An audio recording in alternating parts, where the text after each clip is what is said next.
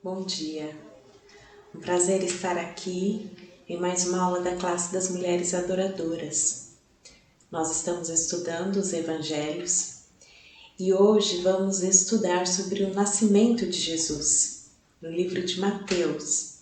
Durante estes próximos meses, contando com este mês de março, nós estudaremos o livro de Mateus, março, abril e maio. Então, te convido a entrar nessa jornada conosco e usufruirmos do que a Palavra de Deus tem para nós. São muitas riquezas, muitas maravilhas. A Palavra do Senhor se renova a cada dia. E então, nós temos muito o que aprender, temos muito o que estudar e a conhecer do Senhor e de tudo aquilo que Ele realizou e que Ele realiza e ainda realizará. Tudo está na Palavra de Deus, ela é a revelação. Então nós temos acesso a ela e podemos estudar. Então dedique este tempo para buscar ao Senhor e se aprofundar um pouco mais. Vamos orar? Senhor, nós estamos aqui diante de Ti, apresentamos nossas vidas, pedimos ao Senhor que esteja falando conosco. Assim como o Senhor falou no passado através dos profetas, agora o Senhor fala através do Teu Filho. O Senhor fala através da Tua Palavra revelada. Ó Deus, em nome de Jesus, nos alcance com a Tua Palavra e que ela gere vida em nós. Uma vida, ó Deus, abundante na presença do Senhor. Guarda cada uma das minhas irmãs, dos meus irmãos, nos fortaleça. Ó Deus, nos revista, como Tua Igreja nos proteja, Pai, nos dias difíceis que temos vivido. Abençoa, Senhor, este estudo, este momento. É o que eu te peço em nome de Jesus. Amém. Muito bem. Então nós estamos diante de um marco histórico e também um marco espiritual, grandioso, maravilhoso, sobrenatural, que foi o nascimento de Jesus Cristo. Nós já lemos várias vezes sobre o nascimento de Jesus, mas a palavra do Senhor a cada dia ela é nova e ela pode trazer novas revelações, verdades para a nossa vida. Então não deixe de ler, não deixe de estudar. Talvez você tenha visto o tema Jesus nasceu e tenha pensado, eu já ouvi tantas vezes sobre o nascimento de Jesus. Eu também já ouvi várias vezes, já li, mas é surpreendente como Deus pode se manifestar e mostrar algo novo para nós. Eu creio nisso. Por isso, ler a palavra é um prazer, é uma alegria, porque há sempre algo novo para nós. Então nós estamos aqui diante de algo maravilhoso, de algo que foi um marco, que foi o nascimento de Jesus. Talvez na sua Bíblia tenha entre o Antigo Testamento e o Novo Testamento uma folha em branco. Isso era comum, pelo menos nas versões mais antigas. E isso mostra um período de silêncio, um período em que Deus se calou, em que Ele não se manifestou como era de costume no Antigo Testamento, Deus usando profetas, pessoas, mostrando sinais. Então houve esse tempo em que Deus se silenciou. E eu fico pensando, o que nós fazemos diante do silêncio de Deus? Diante das respostas que não vêm, diante do milagre que não acontece, como nós reagimos diante deste silêncio? E nós vemos aqui a palavra do Senhor nos mostrando que o silêncio de Deus não significa que Ele não está trabalhando. Pelo contrário, Nós tivemos todo esse tempo e depois Deus se manifestando grandiosamente, com algo que nunca havia acontecido, com o nascimento sobrenatural de Jesus, de forma virginal, através da vida de Maria e pelo Espírito Santo. Então Deus, Ele estava sim trabalhando em todo o tempo, e a palavra de Deus diz isso para nós. Abra sua Bíblia em Isaías, no capítulo 64. Isaías 64, no versículo 4. Olha o que diz a palavra de Deus. Desde os tempos antigos, ninguém ouviu, nenhum ouvido percebeu, e olho nenhum viu outro Deus, além de ti, que trabalha para aqueles que nele esperam. Diante de todo esse tempo, havia sim pessoas que esperavam pelo Senhor, como nós vemos no livro de Mateus. E Deus encontrou ali também Maria, José, que eram tementes ao Senhor. Durante esse tempo em que eles ouviram falar pelos seus pais, pelos seus avós, ouviram falar de um Deus tremendo e maravilhoso, mas durante esse tempo da vida deles, eles não haviam ainda experimentado uma manifestação clara do Senhor. Então nós vemos aqui pessoas que esperaram pelo agir de Deus, esperaram pela resposta do Senhor. E como eles esperaram? Eles esperaram temendo a Deus. Eles esperaram crendo, confiando, com fé. Também vamos ler em Isaías mesmo, volte algumas páginas, no capítulo 40. Vamos ver dos versículos 27 ao 31. Diz assim a palavra do Senhor. Por que você reclama, ó Jacó? E por que se queixa, ó Israel? O Senhor não se interessa pela minha situação. O meu Deus não considera a minha causa? Será que você não sabe? Nunca ouviu falar? O Senhor é o Deus eterno, o Criador de toda a terra. Ele não se cansa, nem fica exausto. Sua sabedoria é insondável. Ele fortalece o cansado e dá grande vigor ao que está sem forças. Até os jovens se cansam e ficam exaustos, e os moços tropeçam e caem. Mas aqueles que esperam no Senhor renovam as suas forças, voam alto como águias, correm e não ficam exaustos, andam e não se cansam. Promessa do Senhor. Ele fortalece o cansado. Ele não se cansa, ele não fica exausto. Ele dá vigor, ele trabalha para aqueles que nele esperam. Pessoas esperavam pelo agir do Senhor e elas receberam, e elas viram, elas contemplaram o agir e a manifestação do Senhor, mesmo depois de tanto tempo. O Senhor estava assim trabalhando.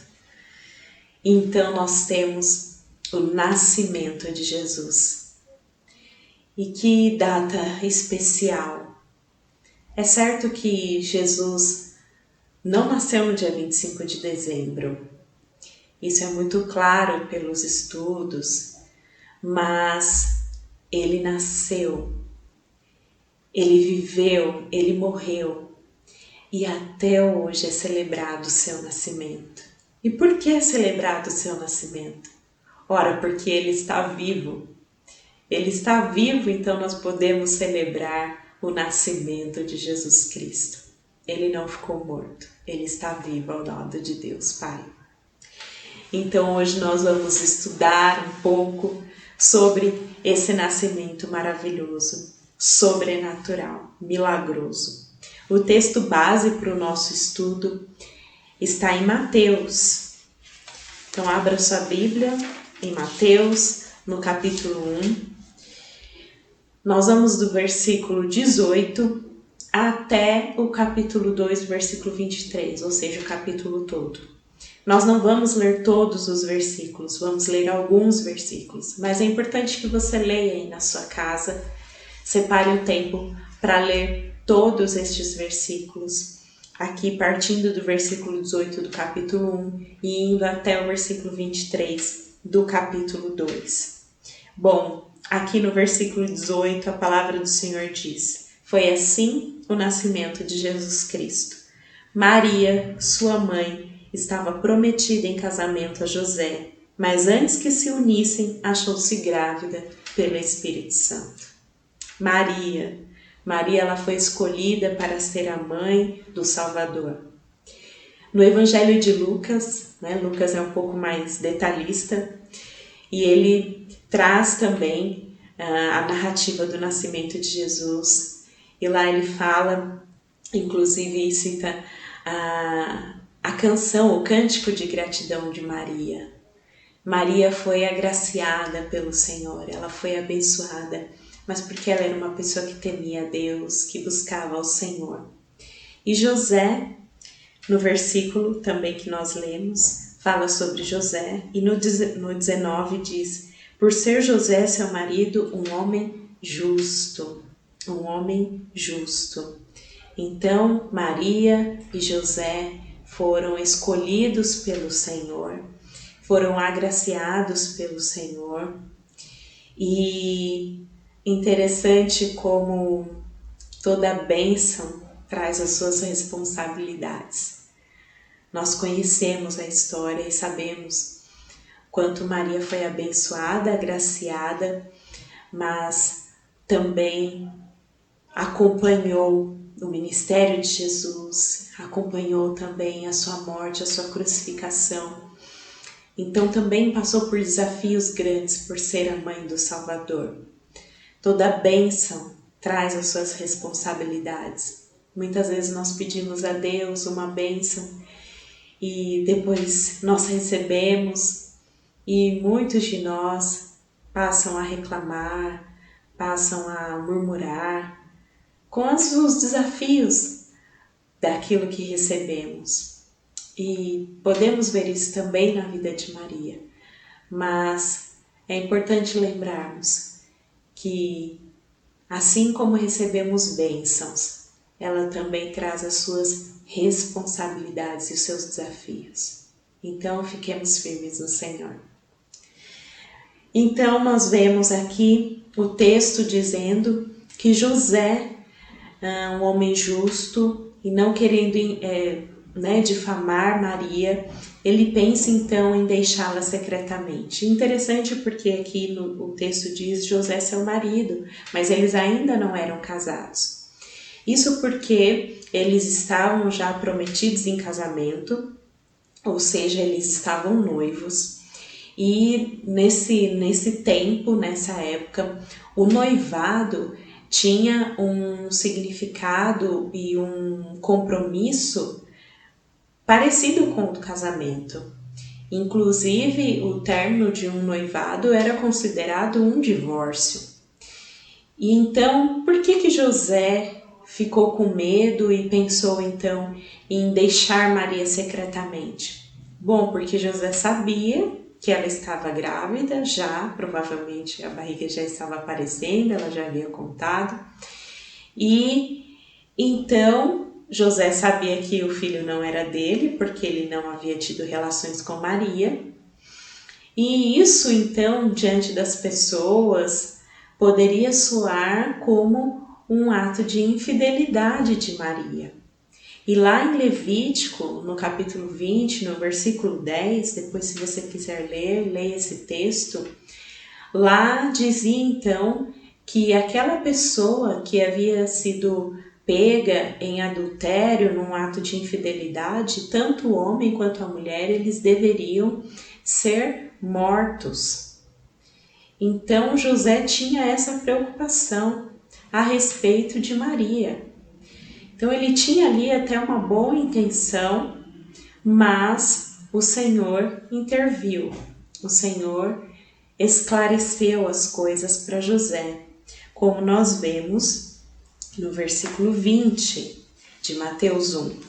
Mas depois de ter pensado nisso, apareceu-lhe um anjo do Senhor em sonho e disse: José, filho de Davi, não tema receber Maria como sua esposa, pois o que nela foi gerado procede do Espírito Santo.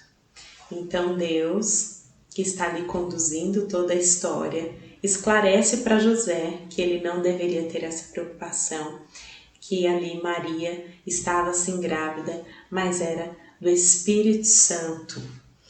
Então, como é maravilhoso vermos Deus dirigindo todas as coisas, esclarecendo o que era necessário.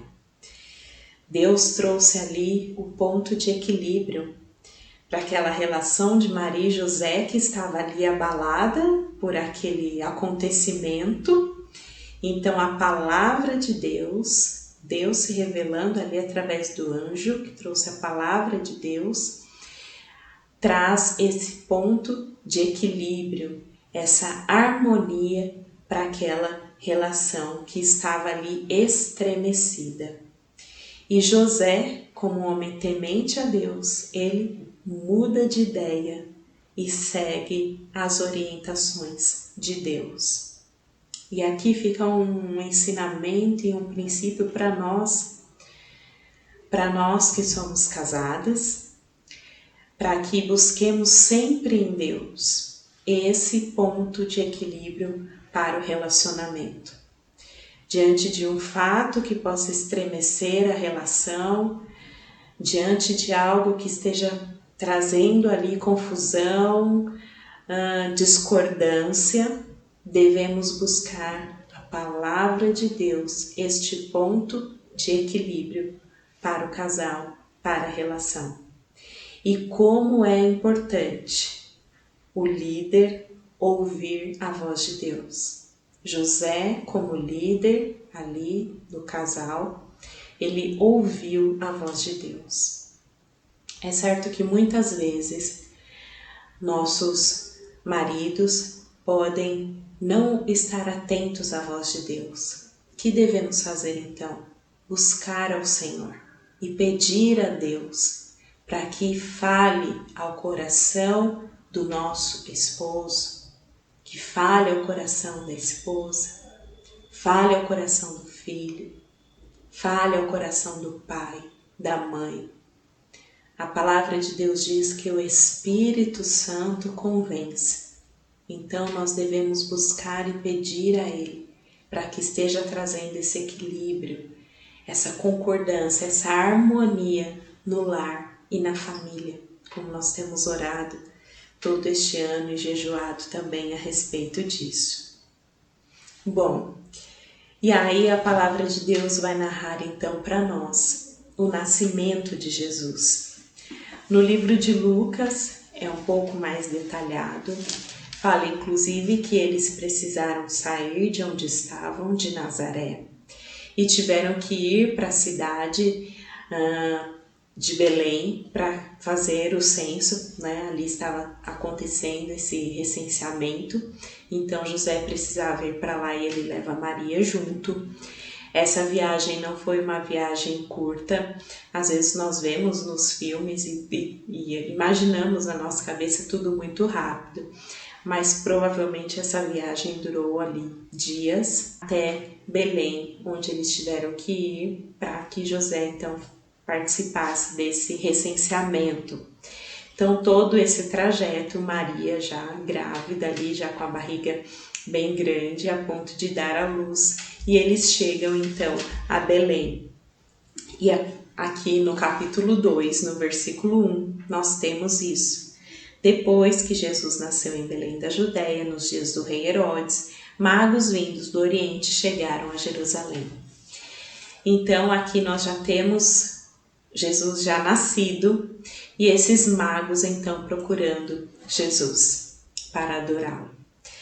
E aqui, a partir desse versículo, nós temos então todo esse momento em que é narrado várias pessoas buscando ali conhecer a Jesus. Nós vamos ver aqui reações diferentes diante do nascimento de Jesus. Vamos ver primeiro a reação de Herodes. Como Herodes reagiu ao nascimento? A palavra de Deus diz, no versículo 3, que ele ficou perturbado, e com ele toda Jerusalém. Toda a cidade de Jerusalém ficou perturbada junto com Herodes. E aí ele articula ali uma situação, tendo na verdade o ideal de matar Jesus. A reação de Herodes mostra para nós alguns pontos importantes. Primeiro, ele entrou em pânico. Ele demonstra ali uma falsa adoração. Ele demonstra hostilidade, ódio a respeito de Jesus. E ele considera Jesus uma ameaça ao seu trono, afinal, um rei o tiraria do trono. Então, ele entende que Jesus é um obstáculo para a sua vida. E eu pergunto, quantos de nós, quantas pessoas ainda não encaram Jesus assim, com hostilidade, com pânico? E agora, Jesus, ele vai mudar a minha vida, vai me transformar, mas eu estou tão bem assim como eu estou. E assumem muitas vezes uma posição de falsos adoradores, que dizem adorar Jesus, que querem adorar a Jesus, mas na verdade o consideram uma ameaça à sua velha vida, às suas práticas pecaminosas. Isso é verdade. Será que nós também não temos deixado Jesus de lado porque consideramos que ele pode ser uma ameaça para nós? Não o Salvador, mas aquele que vai mudar a nossa vida, e a nossa vida está tão boa como está. Quantas vezes nós somos falsos adoradores? Não queremos nos entregar de verdade. Vamos ler o que a palavra de Deus diz em João, no capítulo 15. João 15, nos versículos de 18 a 21. João 15, 18 a 21. Olha o que diz a palavra de Deus. Se o mundo os odeia, tenham em mente que antes me odiou. Se vocês pertencessem ao mundo, ele os amaria como se fossem dele. Todavia vocês não são do mundo, por isso o mundo os odeia. Lembrem-se das palavras que eu lhes disse. Nenhum escravo é maior do que o seu senhor. Se me perseguiram, também perseguirão vocês. Se obedeceram à minha palavra, também obedecerão a de vocês. Tratarão assim vocês por causa do meu nome, pois não conhecem aquele que me enviou. Jesus está falando aqui com os seus discípulos, os alertando a respeito do que eles viveriam. E assim como Jesus, ainda hoje, é por muitos odiado, aqueles que seguem a ele também poderão passar por isso. Jesus aqui está dizendo, também poderão passar por perseguições, por ódio, porque confessam a Jesus, porque seguem ele, porque são seus discípulos. Vamos ler também Efésios, no capítulo 6. Efésios, capítulo 6, versículos de 12 a 13. Diz assim a palavra de Deus. Pois a nossa luta não é contra seres humanos, mas contra os poderes e autoridades, contra os dominadores deste mundo de trevas, contra as forças espirituais do mal nas regiões celestiais. Por isso, vistam toda a armadura de Deus, para que possam resistir no dia mau e permanecerem inabaláveis depois de terem feito tudo. Então, aqui um alerta para nós, para que fiquemos firmes e não consideremos as pessoas como os nossos inimigos. Nossa luta é espiritual, por isso precisamos nos revestir das armas espirituais. No Salmo 46:10, diz assim: parem de lutar. Salmo 46:10. Parem de lutar, saibam que eu sou Deus. Serei exaltado entre as nações, serei exaltado na terra. Então a nossa luta é uma luta espiritual. E a palavra do Senhor está dizendo: parem de lutar, parem de criar confusões, atritos, brigas, confusões com as pessoas a respeito das coisas. Nós temos que ter discernimento espiritual. O Senhor é o nosso forte guerreiro, Ele luta por nós. E aí nós temos também um outro grupo de pessoas. Os chefes dos sacerdotes, os escribas, os mestres da lei. E qual foi a reação deles? Vamos voltar lá para Mateus, no capítulo 2 mesmo. No versículo 4, diz assim: tendo reunido todos os chefes dos sacerdotes do povo e os mestres da lei, perguntou-lhes onde deveria nascer o Cristo. E eles responderam: em Belém da Judéia, pois assim escreveu o profeta. Olha só, Herodes chamou ali os mestres, os chefes dos sacerdotes, os mestres da lei. E qual foi a reação deles? Eles sabiam, eles tinham essa informação, eles tinham o conhecimento da palavra. Rapidamente eles foram ali e buscaram e responderam: em Belém da Judéia, pois escreveu o profeta: tu, Belém, da terra de Judá, de forma alguma és a menor, de ti virá o líder, que como pastor conduzirá Israel, meu povo. Eles conheciam, eles sabiam, mas eles foram indiferentes. Eles desprezaram a Jesus. A palavra do Senhor diz que Jesus veio para os seus, mas os seus não o receberam. Eles estavam ali diante do cumprimento da profecia que eles mesmos conheciam, mas eles foram indiferentes, eles desprezaram a Jesus. Quantos ainda não agem assim, desprezam a Jesus, porque estão acomodados no seu conhecimento, estão bem informados, mas são apáticos. Quantos dizem: eu já tenho tantos anos de crente, para que ler a Bíblia, para que estudar, para que ouvir? Eu tenho só que ensinar, porque eu já sei tudo. Meus irmãos, minhas irmãs, devemos ficar alertas para que isso não aconteça conosco, para que não caiamos nessa acomodação, nessa apatia espiritual, que nos leve até a fazer oposição, como eles fizeram oposição a Jesus. Eles estavam cheios de si, mas vazios de Deus, espiritualmente estéreis, inférteis. Não davam vida, não davam frutos. Eles não reconheceram a Jesus como o Messias. É o que o pastor Hernandes diz: é o conhecimento sem a devoção. É a teologia sem o coração.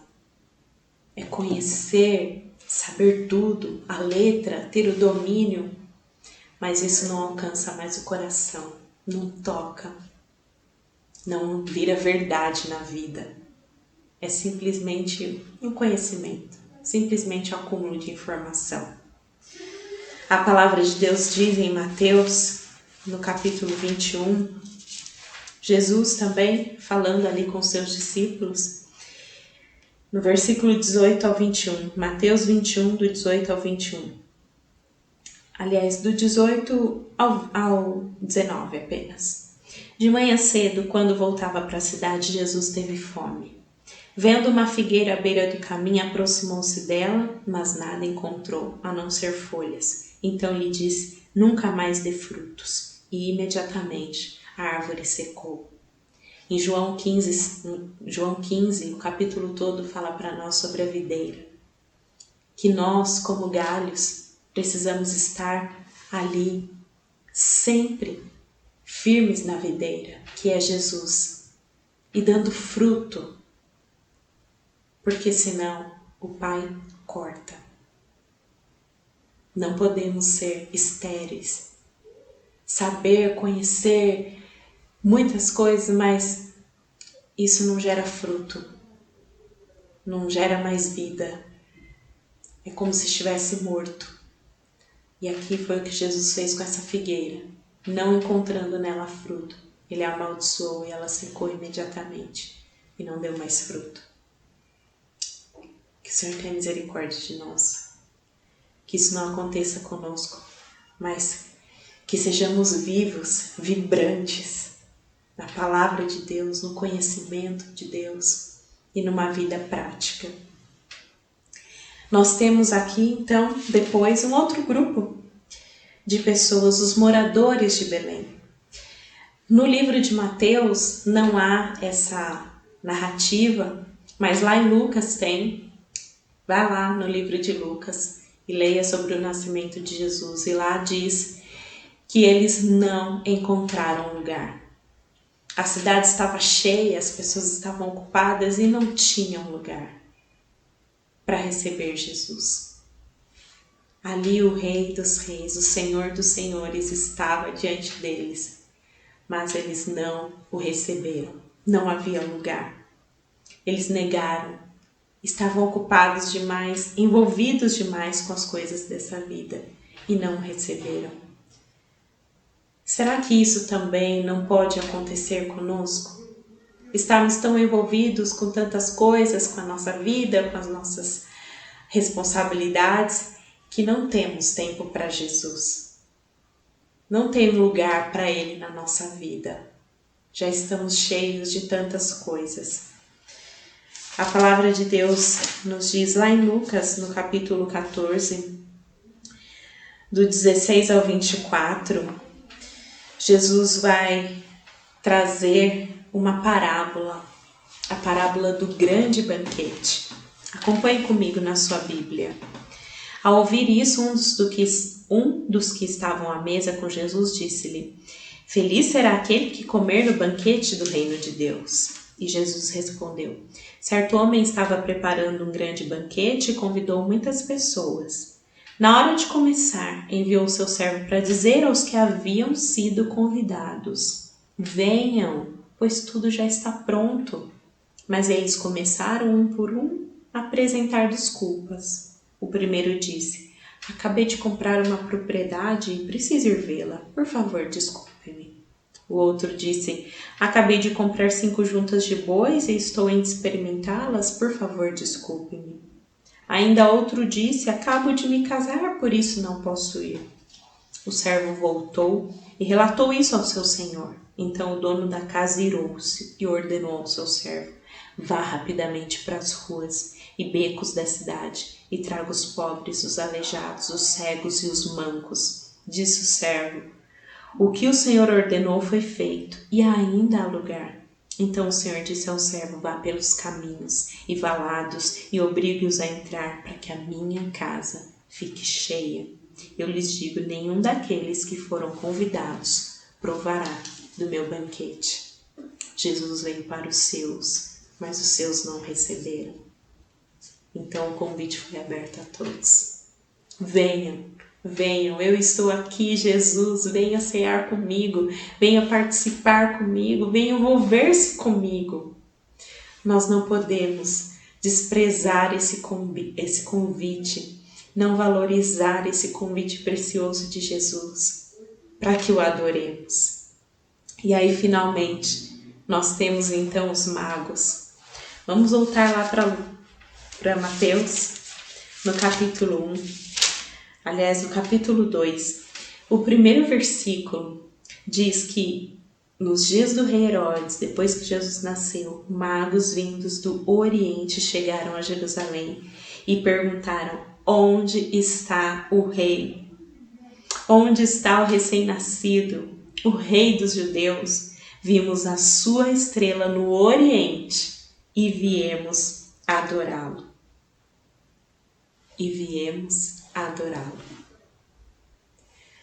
Os magos vieram de muito longe, do Oriente.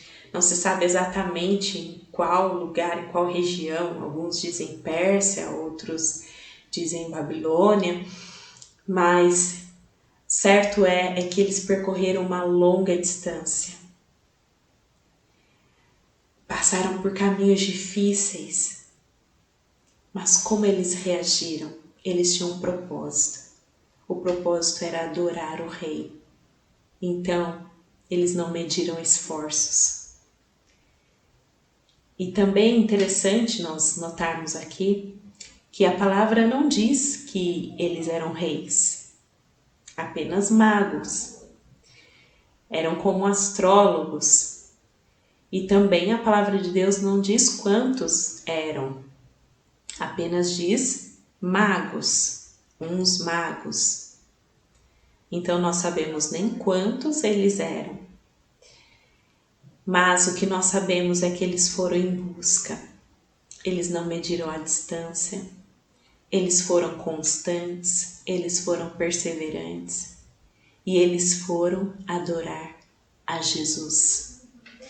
Veja o versículo 11. Ao entrarem na casa, viram o menino com Maria, sua mãe, e prostrando-se, o adoraram. Eles viram Maria com Jesus, viram o menino com Maria e eles o adoraram. Eles foram adorar a Jesus. Jesus é o único digno de adoração.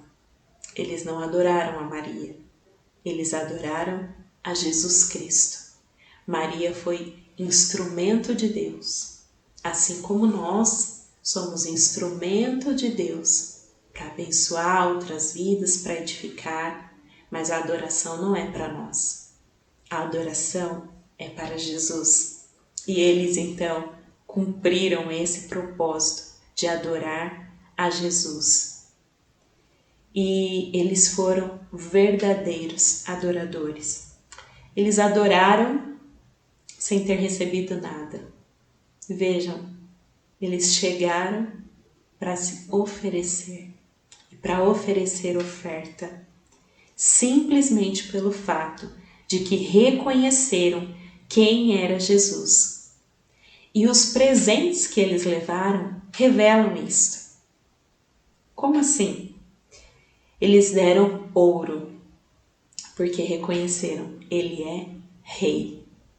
Então ele é digno do melhor, do mais precioso.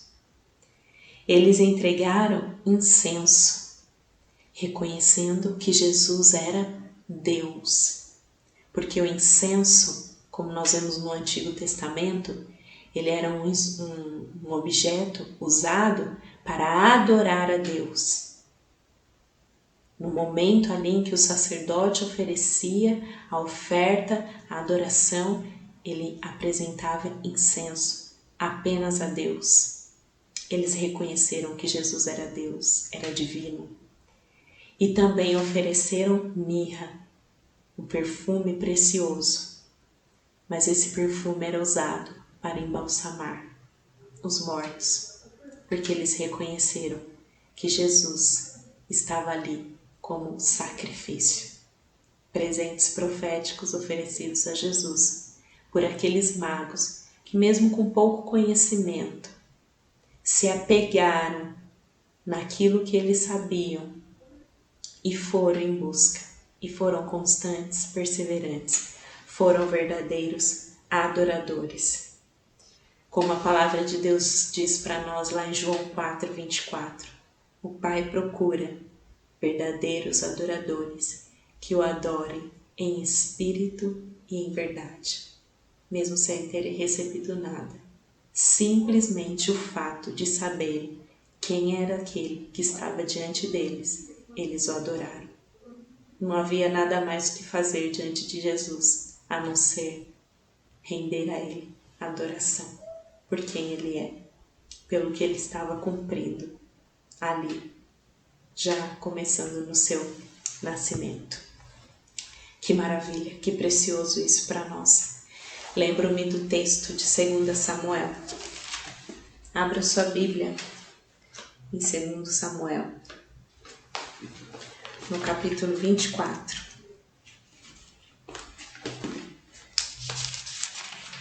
quando Davi se propõe a construir um altar e ele vai procurar ali um lugar para oferecer esse altar ao Senhor, e o rei disse para ele, versículo 24, aliás, no versículo 23, o meu senhor e rei pode ficar com o que desejar e oferecer em sacrifício. Aqui estão os bois para o holocausto, o debulhador, o jugo dos bois para a lenha. Ó rei, eu dou tudo isso a ti.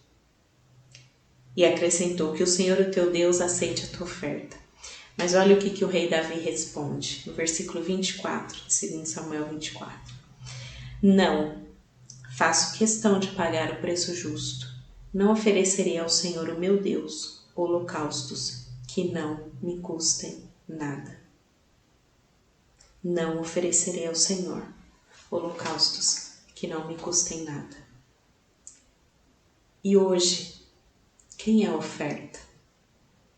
A palavra de Deus diz que nós devemos, hoje, não nos amoldarmos aos padrões desse mundo, mas transformarmos a nossa mente e oferecermos a Deus as nossas vidas como um culto. Hoje o sacrifício sou eu. Eu sou a oferta para adorar a Jesus. Então fica a pergunta para nós, diante do nascimento de Jesus e diante da reação destes grupos de pessoas. Qual atitude você tem oferecido a Jesus? O que ele tem recebido de você? Ele tem recebido uma falsa adoração, como Herodes? Jesus tem recebido indiferença, desprezo, como dos chefes, dos sacerdotes, que conheciam, que sabiam, mas isso não fez diferença na vida deles? Será que estamos negando lugar para Jesus na nossa vida, como fizeram os moradores de Jerusalém? Ou nós estamos sendo verdadeiros adoradores, como os magos, que reconhecem quem Jesus é, e o simples fato de saber quem Ele é suficiente para render a Ele adoração? Que o Senhor Jesus nos abençoe. Tenha um ótimo domingo e que Ele complete essa palavra no seu coração.